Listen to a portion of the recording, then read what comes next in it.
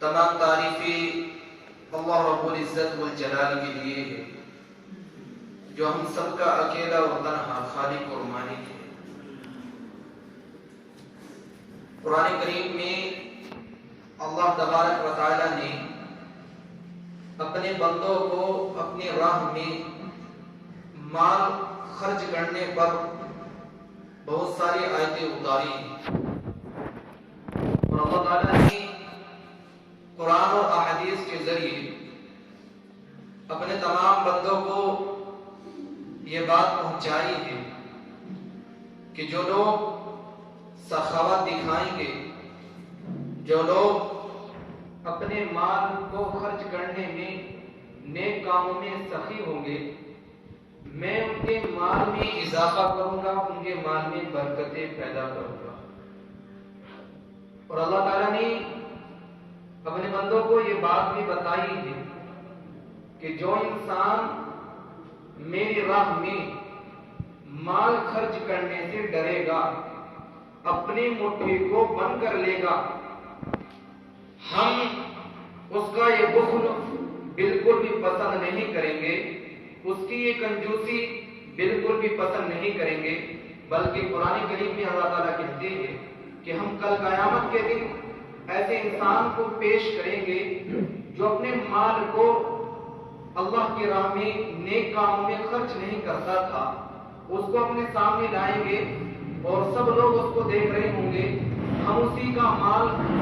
جمع کریں گے، پھر اس کو توپ بنائیں گے، توپ بنا کر پھر اس کے گلے میں ڈال دیں گے،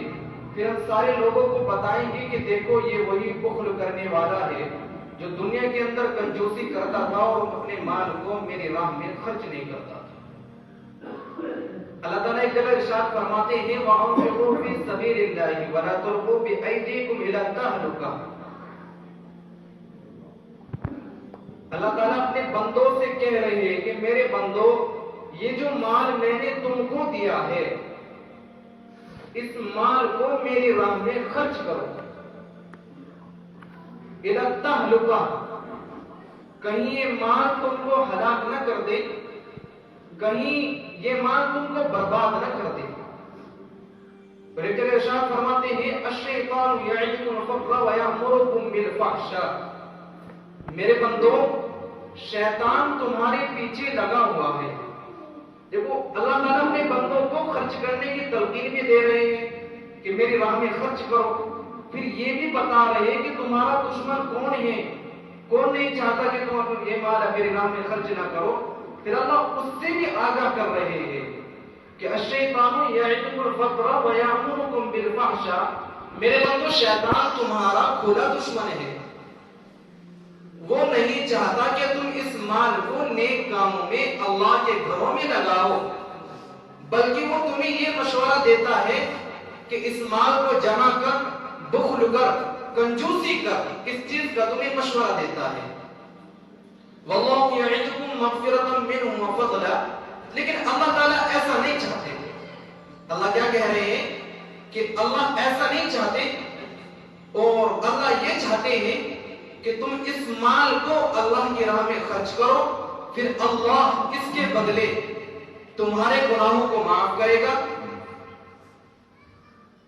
واللہ یعدکم مغفرۃ منہ وفضلا، تمہارے گناہوں کو معاف کرنے کے بعد اور تمہارے مال میں اضافہ کرے گا، تمہارے مال کو بڑھا دے گا۔ واللہ واسع علیم، اللہ بہت وسعت رکھنے والا ہے، اللہ کے پاس سب کچھ ہے اور اللہ بہت زیادہ دینے والا ہے۔ تو یہ بات اللہ نے ہمیں سمجھا دی ہے اور بتا دی ہے۔ قرآن کریم کے بے شمار آیتیں ہیں اور بے شمار آیتوں میں اللہ تعالیٰ نے اپنے بندوں کو مال خرچ کرنے کے فضائل بتائے ہیں، اور اپنی اس امت کو یہ بھی بتایا ہے کہ مال خرچ نہیں کرو گے، نیک کاموں میں اس مال کو نہیں لگاؤ گے تو اس کا انجام برا ہے، تمہیں عذاب کا مزہ چکھنا پڑے گا۔ اللہ کے رسول صلی اللہ علیہ وسلم کی حدیث ہے، اللہ کے رسول صلی اللہ علیہ وسلم نے اپنے صحابہ کے مجمع میں یہ بات کہی کہ مجھے اپنی امت کے بارے میں، اس بات کے بارے میں بالکل بھی ڈر اور خوف نہیں ہے کہ تم شرک کو قبول کر لو۔ دیکھو شرک کتنا بڑا گناہ ہے، اللہ کے رسول کہہ رہے ہیں کہ مجھے اس بارے میں بالکل بھی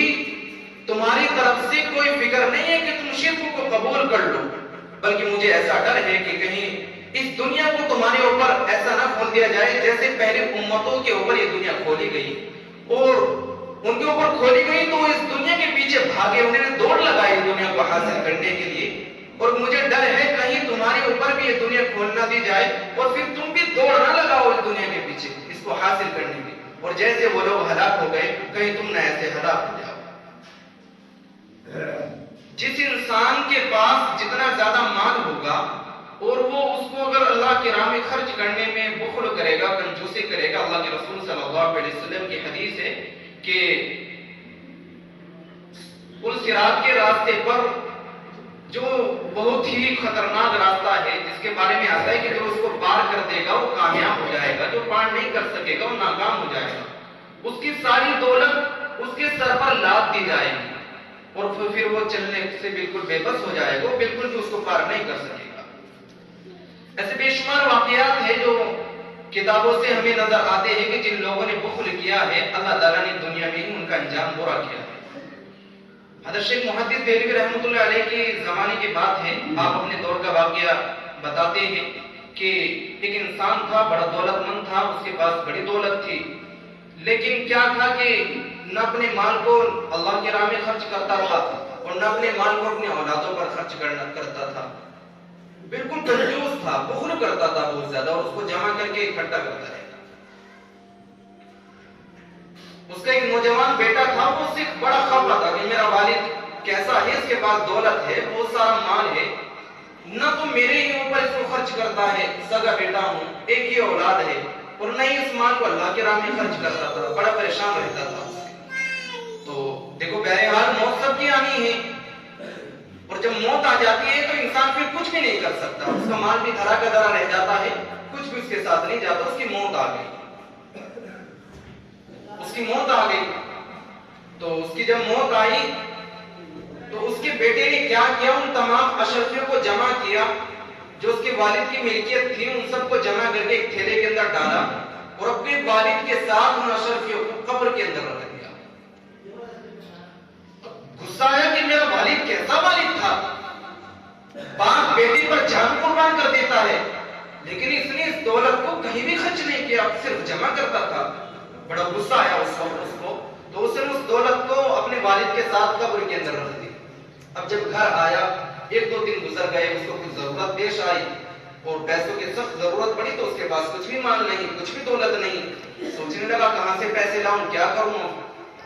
تو ذہن کے اندر پھر بات دوڑی کہ بھائی وہ جو دولت تو والد کے ساتھ قبر کے اندر رکھ کر آیا تھا اس کو نکال دے، کون تجھ کو رات کو دیکھے گا، رات کو جا اس دولت کو نکال لے باہر، کہ وہ تو نے کون سا کم بندی کا کام کیا ہے، اس دولت کو وہاں قبر میں رکھ دی تو نے۔ وہ رات کے وقت پھر قبر میں پہنچا، اس نے قبر کے اوپر سے مٹی اٹھائی، پٹے اٹھائے، تو جو اس نے منظر دیکھا اپنے سامنے وہ یہ منظر تھا کہ وہ جو اشرفیہ، جتنے اشرفیہ تھیلے کے اندر تھی، وہ تمام کی تمام اشرفیہ اس کے والد کے جسم کے اوپر چپکی پڑی ہے۔ وہ تمام اشرفیہ والد کے جسم کے اوپر چپکی پڑی ہے، کوئی بھی اشرفی والد سے دور نہیں۔ منظر دیکھ کر گھبرا گیا، سوچنے لگا کیا کروں، پیسوں کی بڑی سخت ضرورت ہے، کیسے میرا کام چلے گا، کیسے میں اپنے کاموں کو پورا کروں گا، کہ تم نے تو بہت بڑی غلطی کر دی اس دولت کو یہاں رکھ کے۔ پریشان ہو گیا، گھبرا گیا، دل نے گواہی دی کہ دیکھ تو اٹھا کر اشرفیہ، کیا پتا کیا معاملہ ہے۔ تو اس نے جیسے ہی اشرفی کو اٹھایا تو اس کے ہاتھ میں بڑی تیز چنگاری لگی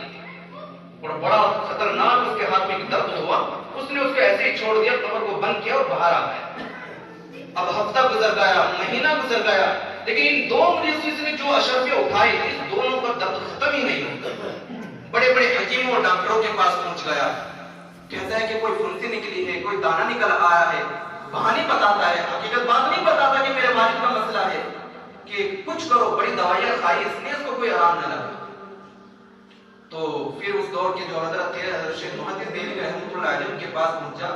اور ان کے پاس گیا کہ حضرت آپ بھی کچھ کریے، قرآن کریم کی تلاوت کریے، دم کریے، بڑا درد ہوتا ہے، کئی مہینے گزر گئے، درد صحیح نہیں ہوتا۔ تو حضرت شیخ محدث دہلوی رحمۃ اللہ علیہ نے قرآن کریم کی تلاوت کی، وہ نوجوان کی انگلیوں کے اوپر دم کر دیا۔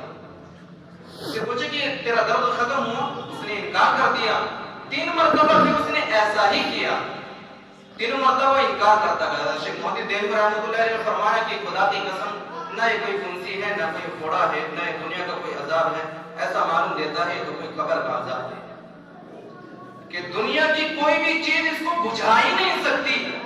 इसको खत्म ही नहीं कर सकती सिवाय नेकी के, अल्लाह की फर्माबरदारी की। उससे पूछा गया कि असल मामला क्या है? उसने पहले तो घबराया, फिर उसने बताया सही बात कि असल मामला ये है कि मैंने वालिद की कब्र में तमाम अशरफे को रख दिया था। मेरा वालिद ऐसा था, कंजूसी करता था कि मैंने तमाम अशरफे को उनके अंदर रख दिया। फिर मुझे पैसों की जरूरत पड़ी, मैंने वो अशरफे उठाई तो ऐसा ऐसा मंजर मैंने देखा, तभी से मेरे साथ ये मामला है, दर्द खत्म ही नहीं हुआ। तो हज़रत शेख मोहम्मद देलवी रहमतुल्लाह अलैह ने फरमाया है कि ये तो खुदा का ऐलान है और ये खुदा का फैसला है कि जो इंसान दुनिया के अंदर अपने माल को खर्च करने में बुखल करेगा, कंजूसी करेगा, हम उसको ऐसी सजाएं देंगे जिसका वो गुमान भी नहीं कर सकता। इसलिए तो कुरान करीम के अंदर अल्लाह ताला ने फरमाया है कि इन्नल्लाह अश्तरा मिनल मुमिनीना अनफुसहम व अमवालहम बिअन्ना लहुमुल जन्नह, कि मोमिनों हमने तुम्हारा माल और तुम्हारी जान जन्नत के एवज, जन्नत के बदले खरीद ली है। तो हम तो बिक चुके हैं, जो चीज बिक गई उस पर तो हमारा कोई हक नहीं बनता। अल्लाह ने हमारी जान और माल को इस बात के एवज में खरीद लिया है कि हमें जन्नत मिलेगी, और अल्लाह कहता है कि इस माल को सही कामों में, अन्य कामों में खर्च करो। अल्लाह के रसूल सल्लल्लाहु अलैहि वसल्लम की हदीस है कि अल्लाह ताला ने ये सखावत की एक टहनी जन्नत के अंदर से निकाल कर दुनिया के अंदर डाल दी। जो इंसान सखावत दिखाएगा, इस माल को अल्लाह के घरों में खर्च करेगा, कमजोरों पर खर्च करेगा, ज़कात निकालेगा, सदका निकालेगा, मसाजिद बनाएगा, मसाजिद के अखराजात पूरे करेगा, वो इंसान इस टहनी को पकड़कर जन्नत के अंदर दाखिल हो जाएगा। दूसरी बात अल्लाह के रसूल सल्लल्लाहु अलैहि वसल्लम ने फरमाई कि अल्लाह ताला ने बुख्ल की एक टहनी जहन्नम से निकाल कर दुनिया के अंदर डाल दी है। जो इंसान अपनी मुट्ठी को बंद रखेगा, अपनी जेबों को गर्म रखेगा, माल को नेक कामों में खर्च नहीं करेगा, अल्लाह के कामों में नहीं लगाएगा, सही कामों में खर्च नहीं करेगा, कंजूसी दिखाएगा, गुनाह के कामों में लगाएगा, गलत कामों में इस माल को खर्च करेगा, वो ऐसा है गोया को इस टहनी को पकड़कर जहन्नम के अंदर दाखिल हो रहा है। तो हम अंदाजा लगा ले कि हम क्या है, हम सही है या बुख्ल करने वाले हैं, हम अल्लाह की राह में खर्च करने वाले हैं या नहीं करने वाले हैं, हमारा दिल का हाल क्या है, हमारी कैफियत क्या है। हम इसका गुमान अंदाजा खुद लगा सकते हैं कि हम इस वक्त क्या है। हमारे हालात बड़े खराब हैं, माल ने हमको गुमराह कर दिया है, दौलत ने हमें बेफिक्र कर दिया है। इस दौलत का नशा हमारे सर पर ऐसा चढ़ा हुआ है, हमें ये नजर ही नहीं आता कि माल कहाँ खर्च करना है, कहाँ माल लगाना है। हमें इस बात का यकीनन जाने बिल्कुल भी अंदाजा नहीं, हमें बिल्कुल भी फिक्र ही नहीं है कि हमें इस माल को कहाँ लगाना है। जबकि हम सब सुनते हैं, सब बताया जाता है, कुरान करीम की आयतें पढ़ पढ़ कर हमें सुनाई जाती है, अहदीस हमें पढ़ पढ़ कर सुनाई जाती है, लेकिन फिर भी हमारे कानों पर जू नहीं रहती, हमारे दिल पर बिल्कुल भी एहसास नहीं होता, बिल्कुल भी फिक्रमंद नहीं होते। इसी बात का नतीजा है कि अल्लाह के रसूल सल्लल्लाहु अलैहि वसल्लम की हदीस है कि जिस इंसान को माल से जितनी ज्यादा मोहब्बत होगी, वो दीन से उतना ही कटता चला जाएगा। अल्लाह के रसूल ने फरमाया कि जिस इंसान को माल से जितनी मोहब्बत होगी, वो इंसान दीन से बिल्कुल कटता चला जाएगा, आखिरत से बिल्कुल बेफिक्र हो जाएगा, और जो भी फिक्र करेगा वो सिर्फ दुनिया ही की फिक्र करेगा। तो हमारा हाल बिल्कुल सेम है, बिल्कुल ही ऐसे हालात है हमारे कि हमें आखिरत की बिल्कुल भी फिक्र नहीं है। हमें जो फिक्र है वो दुनिया की है, दुनिया की चीजों की है, दुनिया के कामों की है। मुझे इस बात की फिक्र नहीं कि मौत आनी है, कब्र में जाना है, अल्लाह के सामने खड़ा होना है, अल्लाह को इस माल का, जमाने का, इस वक्त का हिसाब देना है। हमें इस बात की बिल्कुल भी फिक्र नहीं और बिल्कुल भी एहसास नहीं है। बल्कि सहाबा इकराम रज़ी अल्लाह अन्हुम के बेशुमार वाक़यात आपको ऐसे मिलेंगे कि माल की मोहब्बत तो उनको बिल्कुल भी नहीं थी। बेशुमार सहाबा के वाक़यात ऐसे हैं कि जिनके पास कई कई बीघा बाग थी और बाग के अंदर नमाज पढ़ रहे, नमाज की नियत बांध रखी है, परिंदे ने आकर नमाज के अंदर खलल डाल दिया। सहाबा ने नमाज से फारिग हुए, सलाम फेरे और अल्लाह के रसूल सल्लल्लाहु अलैहि वसल्लम की बारगाह में पहुंच गए कि अल्लाह के रसूल, इस बात की वजह से मेरी नमाज में खलल आया है, मैं इस बात को अपने पास बिल्कुल भी नहीं रखूंगा, मैं इस बात को तेरी अल्लाह की राह में खर्च दे रहा हूं, अल्लाह की राह में वक्फ कर रहा हूं, जन्नत के बदले। तो सहाबा के कैसे वाकयात हैं। अल्लाह के रसूल सल्लल्लाहु अलैहि वसल्लम ने जब चंदे का ऐलान किया तो सब सहाबा ने दौड़ लगाई कि हम भी माल जमा करेंगे اللہ کے لیے اس مال کو اللہ کی راہ میں خرچ کریں گے، خوب دیں گے اللہ کی راہ میں۔ تو سب نے جمع کیا مال۔ حضرت عمر یہ فکر کر رہے کہ میں حضرت ابوبکر صدیق سے آگے بڑھوں گا، سب صحابہ ایسے فکر کر رہے ہیں۔ تو سب جتنا مال تھا سب لے کر آئے، کوئی تہائی حصہ، کوئی آدھا حصہ، کوئی تھوڑا کم، کوئی زیادہ، اس طرح مال لے کر آئے۔ تو حضرت ابوبکر صدیق رضی اللہ عنہ ہے، یہ انہوں نے کیا کیا کہ جتنا ان کے گھر کے اندر مال تھا سب اللہ کے راہ میں لے کر آ گئے، اور اپنے گھر کی دیواروں کے اندر، سوراخوں کے اندر جھانک کر دیکھ رہے ہیں کہ کہیں ایک سوئی نہ بچ جائے، اور کل قیامت کے دن اس بات کی پکڑ نہ ہو جائے کہ اللہ کے رسول نے اللہ کے لیے چندے کا اعلان کیا تھا کہ ابو بکر تیرے گھر کے اندر ایک سوئی باقی ہے۔ یہ دین کی محبت تھی۔ تو سب مال جمع کر دیا اللہ کے رسول صلی اللہ علیہ وسلم کی بارگاہ میں، اور کیا کیا پھر تن پر کپڑے تک نہیں چھوڑے، ایک ٹانٹ کا لباس بنایا اور ٹانٹ کا لباس پہن لیا۔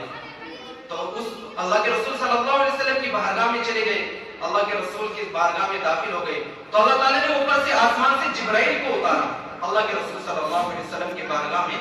اللہ نے جبرائیل کو اتارا۔ تو جب محمد عربی صلی اللہ علیہ وسلم نے جبرائیل کو دیکھا تو جبرائیل کا معاملہ بدلا ہوا ہے، جبرائیل نے ٹانٹ کا لباس پہن رکھا ہے۔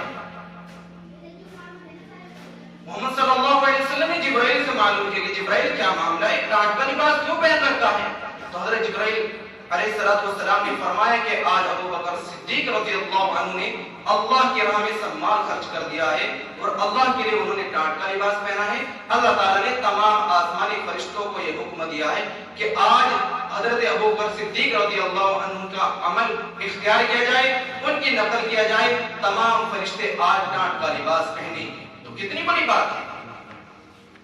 کہ ٹانٹ کا لباس پہنیں گے۔ تو بھائی اور دوستو، اپنی مٹھیوں کو بند نہ کرو، اپنے ہاتھوں کو کھولو۔ مال جتنا دباؤ گے اتنا ہی کم ہوتا چلا جائے گا، حالات اتنی زیادہ نظر آئیں گے۔ اپنے ہاتھوں کو اگر ہم کھولیں گے تو ہمارے حالات سنورتے جائیں گے، ہمارے حالات بنتے جائیں گے۔